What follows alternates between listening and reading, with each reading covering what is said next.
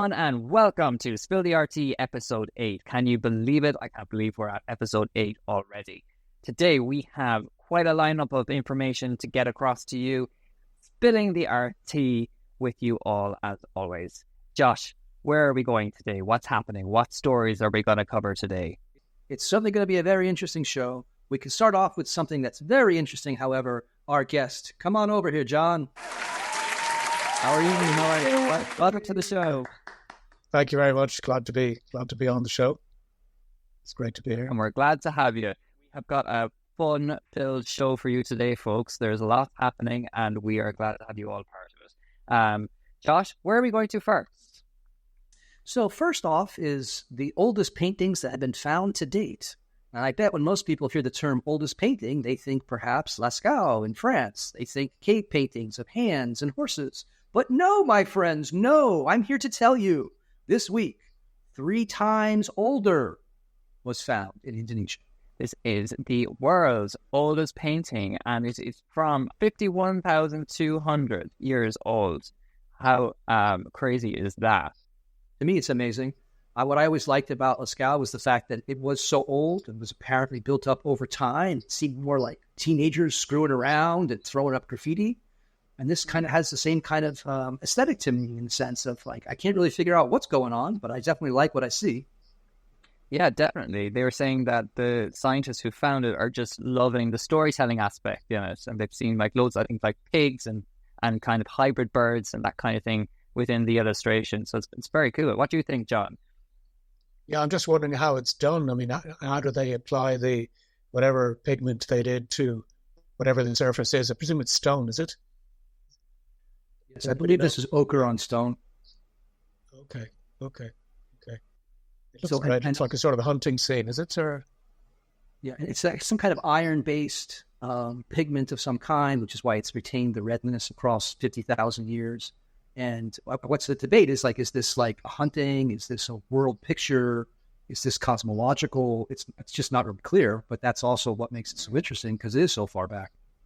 Yeah, no, I think it's really cool. It's really exciting that they could find something that far back. And I suppose technology is what they were saying that really kind of gave us the evidence of it being 51,000 years old. And so like I think it's hopefully going to open up a whole new world of different paintings potentially. That are around the world that have yet to be dated. I wonder, is that done by Homo sapiens or Neanderthal man, or is that clear? At 50,000 years plus, it could be a combination of different species. Couldn't it? Yeah, it's sort of fascinating, isn't it, that this really Neanderthal actually had an artistic streak as well.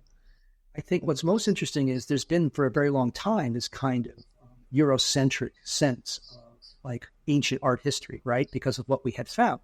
But by this being opened up literally across the world, I would expect now many more sites will be visited and revisited to see if there are even older paintings out there. Oh, that's pretty cool. That's really cool. I think what a great way to start the show by just showing us history. So let's keep things moving. So we're going to go head on now to Jenny Holzer. And Josh, what's happening with Jenny Holzer? I know there's an exhibition that's happening. Jenny Holzer has a show up at the Guggenheim, which is a museum in New York, very famous. Mm-hmm. And she's basically had her rear handed to her by someone saying this is a complete waste of time. Literally one of the worst museum shows, although not the worst. We'll get to that later. Not the absolute worst museum show that someone has seen, but one that is completely denuded of any responsibility and simply like throws a whole bunch of expressions out there and doesn't do anything with them.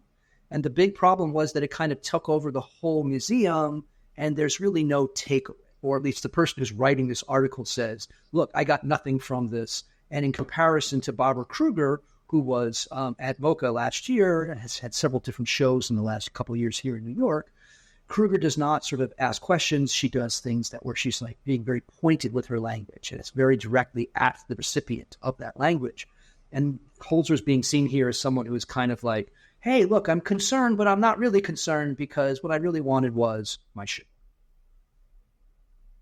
It's kind of funny though, isn't it? It's kind of how people are just making work for the sake of making work now. But this person, Jenny, she is saying that it's not about herself and she's trying to take herself away from it and trying to make it more about the concept and trying to force people into seeing what the concept is when in fact, is there a concept there at all? And that's, again, the person who was writing this article was saying, no, there's nothing here. And it's not taking on anything. It's actually doing the opposite. And sort of, this phrase, term papering, where you basically just cut out quotes and just put lots and lots of quotes. And there's no direction about that. There's no real sort of overarching narrative. It's just, hey, here's a bunch of words, and now it's on you to figure it out. And that's supposed to indicate our responsibility side.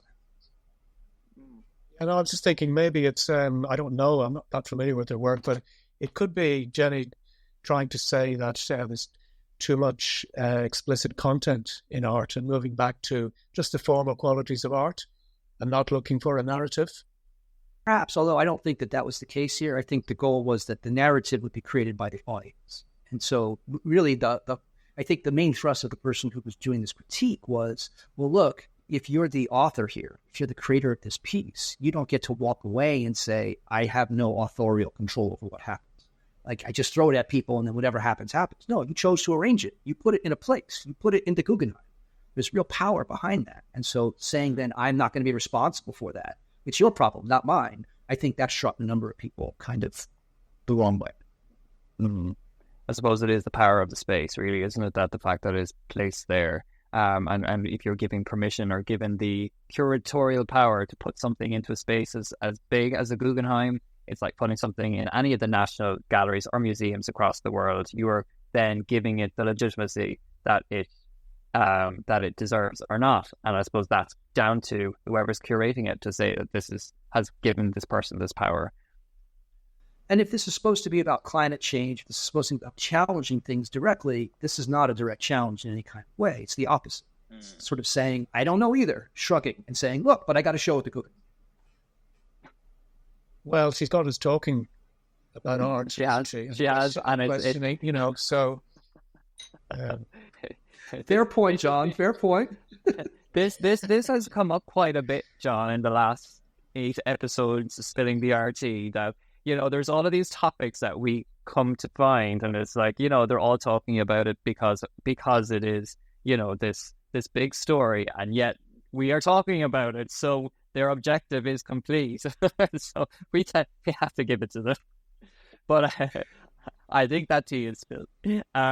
Jenny, we have other kind of similar stories coming up with that, but before we do, just give you a little bit of a hello, how are you from Nua Collective. Nua Collective, a visual arts community, is home to 20 artists and hundreds of their artworks with fresh work added weekly. Our Nua journal featuring articles and podcasts also are available on Apple Podcasts and Spotify. And don't forget, you can check out our beautiful print publications that highlight our collaborative exhibitions, whether they are physical or whether they are virtual collections that we have done over the years, with more coming soon. Blackout, our international touring exhibition, is currently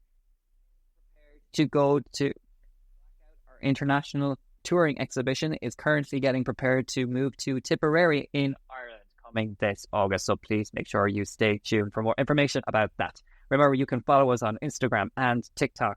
And don't forget to like this video and subscribe to our YouTube channel so that you don't miss out on us spilling all the RT in our weekly roundups every Monday. But now, let's continue with the show. We're going to just have a little bit of a recap now on Hirst.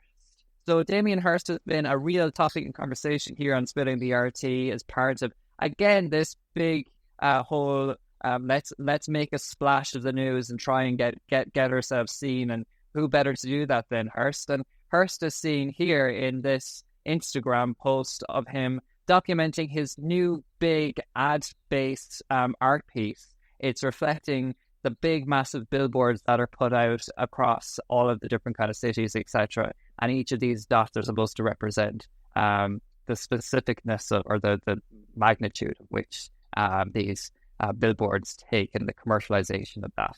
There's massive commentary on that across Instagram. I found this to be very interesting. This is actually one of 4 pieces. This was a retrospective that he was putting together. There's 1-inch, 2-inch, 3-inch, and 4-inch dots. So obviously there's a different configuration depending on the size of the dots. Each is 40 feet long because that is the length of a standard commercial billboard. And so the key line that really stuck out for me this weekend was when he said, I really wanted to make art that would be competing with that kind of space, right? Public marketing, public advertising, and instead putting something out there that is of equal size and heft, I guess you could say. But because of the dot paintings always have other ulterior meanings, they lead to drugs, they lead to all kinds of other things that don't necessarily have to do with dots themselves per se. Just a very interesting way of like reconceptualizing what public space could be and what an artist could do with that public space. John, what do you think? Have you kind of got on the bandwagon of the Hirst hypocrisy? No, I've just been following the fact that he's been sort of falsifying the dates of a lot of his paintings, and he's been caught out by I think it was the Guardian exposed him. I figured he was a bit of a self-publicist, bit of a product of Brit art. I didn't, maybe I thought there was sort of a morbid quality to the animals that he cut in half and showed in formaldehyde. It's just a personal thing. I never really liked him. And his work didn't. When he switched to painting, I think for a while before he got into the dots, they were fairly disappointing. I think, and he dropped that pretty rapidly. And he got his team to do the dot. He has a massive team, I think, doesn't he, behind him, who helps him to put the dots on the canvas. So I'm sort of, not super impressed by him. I'm like, Josh, I can say, he's a big figure, but not particularly my cup of tea. What I find interesting about him is not necessarily his art per se, but the way in which his persona as an artist in the world. Right? There's Hirst, there's Kuhn. There are people who manage to make spectacles of themselves in a way that doesn't necessarily hurt them. Even with all that controversy about, when was the idea of something versus when you actually dated the actual piece that was created, hasn't hurt his numbers. He sells. He sells and he sells and he sells. Yeah. He's a machine. And I think that is Hirst. So thanks for catching up on Hirst. We'll move on. And John, you brought a really interesting story together to us today about the story of Kremlin. Would you like to just give us a bit of a background to that? Yeah, as you can see in the visual there, there's an exhibition taking place in Amsterdam beginning in August the 3rd, lasting for a month. And as it says on the tin, anti-war dissident art exhibition, there'll be participants from Russia and from Ukraine, people who are affected directly or indirectly by the war between Russia and Ukraine. A lot of artists using different media, a couple of big names. One of the big names people might know is Nadia Tolokonnikova, one of the founders of Pussy Riot. So I say different media, some painting, some installations, that probably if Tolokonnikov's involved, be some performance art. So if you happen to be in Amsterdam, I'd say it's well worth checking out. You can look up the website. They don't say too much about what's going to be shown. But it's obviously very politically oriented and, an interesting initiative to try and give voice to artists from that part of the world who, in Russia at least, whose voice has been pretty much silenced. So, something to take a look at if you happen to be in Amsterdam. In contrast to something like the Holzer exhibit, this is direct action by artists. They're actually putting themselves in some potential future danger by identifying themselves in this way. Yeah, as you can see from some of the images that Eamonn has put up there, some of it it's very political. The one on the right, for example, a screen right shows a church made up of bullets. You can't really see it that closely, so message is fairly obvious. It's and the one in the middle with the guys with the injured arm and leg as a result of the war. So it's expressing a lot of anger and frustration at not being able to express oneself in Russia, I think. So, whether the work will stand the test of time or whether it's just sort of doesn't devalue it, the fact that it's, not going to last. It may or may not last. Quite often anti-war art is transient, but, definitely worth taking a look at, I think. It'll be interesting to see the media response to this when it does go live, when it does open the doors, to see what sort of reaction is given to it. And it's obviously, there's the stigma of how Russia are behaving now and between the different countries. And then there's like artists from Russia that are participating in Belarus and Ukraine that are also involved in it. So it's going to be interesting to see the response. They'll all have had to leave the country. None of them will be working in Russia. They'd probably be picked up and put away if they express themselves now. So it's impossible to work as an artist properly in Russia nowadays. So in that sense, it's nice to see an opening for artists to express themselves. Yeah, no, absolutely. And what is art only for that reason? And I think it's fantastic that they can. But it's obviously a very difficult and controversial situation for them to be in, to be able to produce this work and showcase it. It's actually organized by a newspaper, the Moscow Times. It's an English language newspaper that was published in Moscow, but they had to leave because they're sort of an anti-Kremlin newspaper, and the owner of that newspaper is Dutch, and he's sponsoring, I suppose, the exhibition. They're also looking for some crowdfunding money to help bring the artists and the works together. So it's it's an effort by the entire media landscape in Russia has been disappeared, really. There's no such thing. There's no opposition really in Russia. So this is a visual artistic expression of what has already happened in the media landscape, the news media landscape. So an interesting initiative, and so well worth checking out. We'll watch this space. Absolutely, yeah. So that tea is spilled, and thank you for bringing that story to our attention, John, and looking forward to seeing where that goes and how that turns out. Similarly, coming back to kind of the same essence as Jenny Holzer and to Hirst, we're going back now to kind of look more about the criticism of the different types of works that are put into gallery spaces and their validity. So, Josh, please do talk to us about Mr. Kline. This is an interesting one. So, Josh Kline had a mid-career retrospective at the Biennial here in New York last year. And for those who haven't seen his work, he does a lot of things that are 3D printed, a lot of separations from heads, from bodies, from limbs, from torsos, done in a kind of, I don't know how to describe it, sort of like a working class ethos where the idea is, right, like I'm a gig worker and I've been separated from my body. I have been alienated from the world around me. He does these things that are very, very literal. And so the Biennial got some pretty unkind responses. And he's now at LA MoCA with kind of follow-up show to that. And it has been called literally the worst museum show ever by people that have been reviewing this show. I kind of buried the lead there. Here's the short, too long, didn't listen. Here's the short answer. It really sucks, apparently. Oh dear, here's some of the works. And looking at it from a very objective point of view, it's quite interesting and quite literal at the same time. I mean, like how, If you've not seen his work before, it is very literal. So it takes this idea of like people that have been made homeless and in tents, and then creates a bunch of tents with like televisions and things inside of it. And so then you're sort of looking over the shoulder of people who they're not real people, right? They're mannequins and things that are inside of these tents. And so it's this weird kind of doubling effect. Are we supposed to feel bad? Are we supposed to feel glad that we're not? It's just this really strange. And what people tend to say about his work is that it seems very much of the moment, and yet they can't figure out what the moment is. One thing, if I could say, today I was walking by the Grand Canal in Dublin, where some of the immigrants have pitched their tents.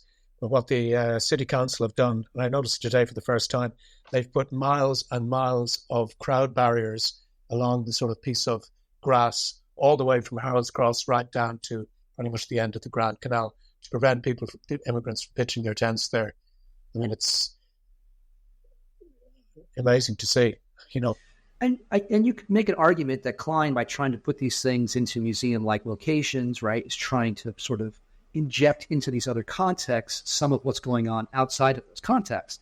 But they're kind of, again, as with other things we've talked about, they kind of had their energy taken from them.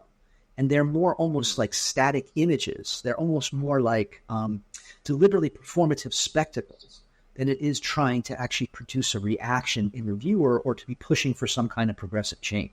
It doesn't feel progressive. It just feels like a show in a museum that is taking up space. has been absolutely slated online as well. There's been such major criticisms of it. And there's one article that had started with a disclosure stating that this is like, this is not for the faint-hearted, especially. It's essentially. So they're not taking it lightly anyway, that's for sure. Yeah, there's a kind of fetishization of things that are going on in the work where it's sort of separated and taken out of context and then repackaged. And are we supposed to look at this like dystopian landscape and say, what? Okay, what do we do next? There's no attempt to make any sort of a suggestion in that way. Like if you're going to do political art, I think this has to be more than just being political, right? Like there should be something that comes from it, that comes out of it in some kind of way. There does not appear to be any in any way, shape. I wonder, is that a trend, Josh? Like you were talking about Holzer, not really saying anything in her piece. And this seems to be something that's not offering much of a solution. Is that some sort of... Well, one of the things that we talked about a lot on this show is that the art market, the high art commodity art market, is really starting to have some serious issues in many different ways, right? And so this ties into that because that high art market depends on things to sell. And yet if what's being sold is just not really very interesting or is only of the moment and doesn't really seem to be trying to say more than I'm here today, well, maybe there's a reason why Sotheby's and Christie's can't keep staff and can't pay their bills. But yeah, no, it's interesting to see that there are still works that are being put into gallery spaces and curated, and so much out there that should be there instead. But anyway, let's not cry. Sorry, Josh Kline, but yes, another classic sound effect from Josh Stein here. Josh Stein, maybe you're feeling just a little bit sad that it's Josh Kline, not Josh Stein. Oh, no. I would never want. No, not for me. No, never. Okay. Right. Well, let's kind of make this train keep moving and let's move on now to John. John, you've been working in quite a few different things and we've had you on the collective for quite a few years now, and there's a lot of cool works that have come through as a result. And what are you working on now? Where are you at?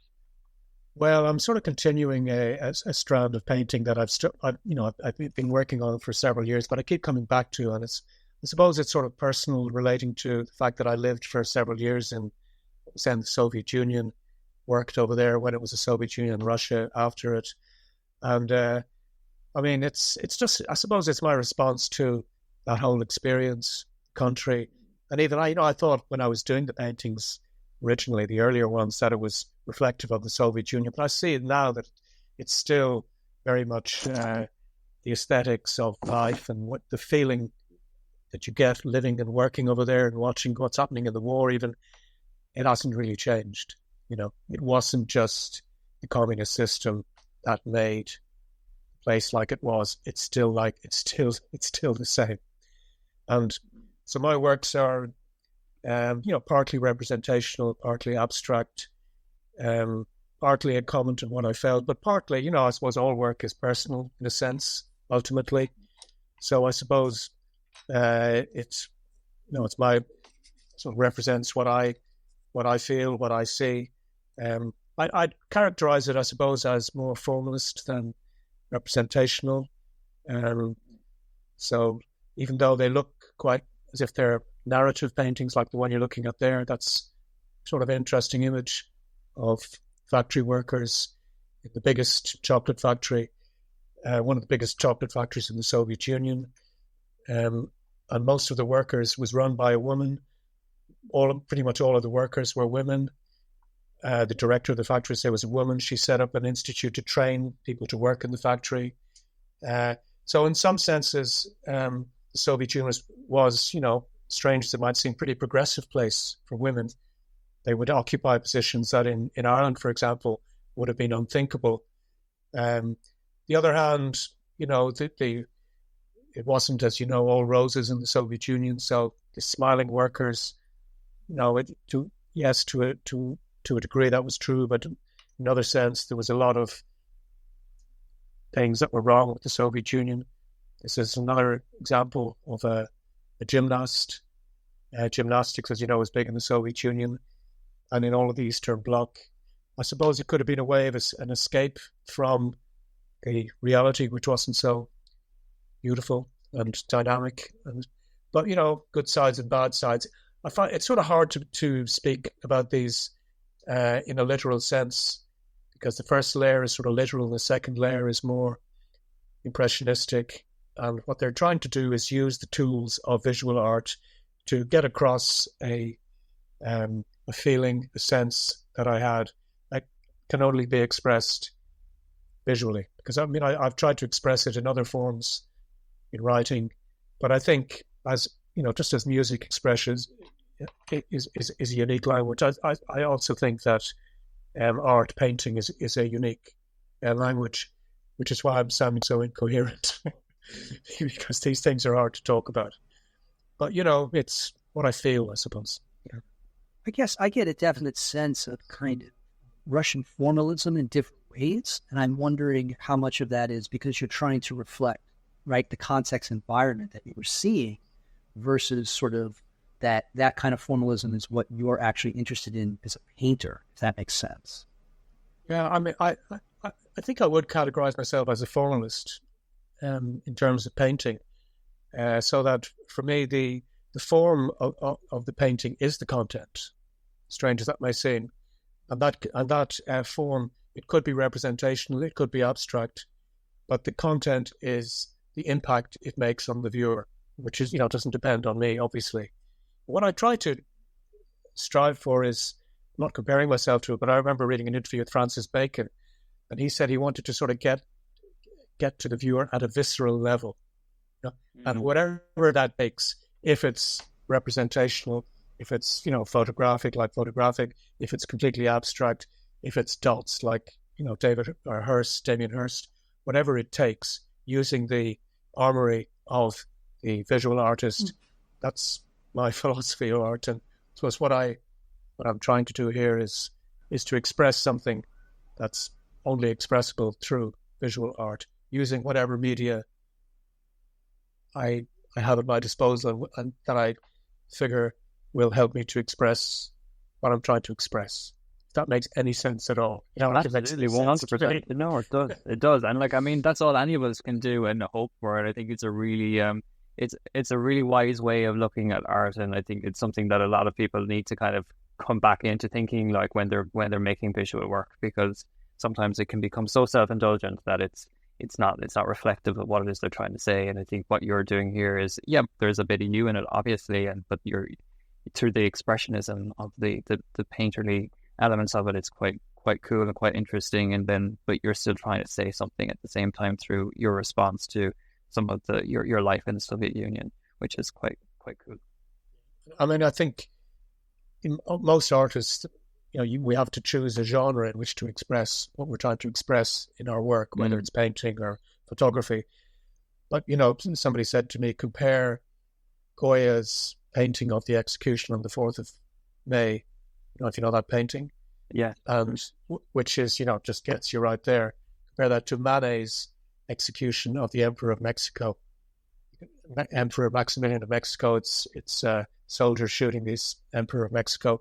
And, it just doesn't get you. It's just sort of a representational image of soldiers shooting at so they're both narrating the same event, but one is doing it, I would say, better than the other. One is reaching places that the other doesn't reach, both telling the same story, but, the artistic media that they're using or their ability to do that is the difference. So it's not so much, that's what I'm saying, the form is the content. That's what I mean. Yeah. Content could like it's like archive over emotion. This was what I kind of feel about it. When you kind of look to get a response to some sort of topic or concept, and you're doing something that's a real literal representation of that, whether that's by photograph or by film or by documentary. It's like it's like the documentary rather than the film element of it, or the fine art element of it. Yeah. Any of those things you mentioned, could work really well, if they're done by good artists, really, It doesn't really, really matter what the medium is. People choose their medium, what best express what they want to express, I suppose. So the form itself is not, it's how that form is realized on or in whatever medium you're working. That's what makes it work or not. And it can work for me, it may not work for the viewer. that's just, you do it and then that's it. It's not up to you to tell people or to explain to people. It should sort of reach a part that almost is difficult to explain. If it's too easy to explain, maybe it's not art. I don't know. Maybe it's strong to say. I mean, Josh, you seem to be interested in having art having a message. Well, I think if you're doing political art that doesn't have a message, then it's not really political art, right? It's not that all art has to have a message, but if you're going to do political art and there's no punch, then it's not political. Thank you. Very interesting. And from that point,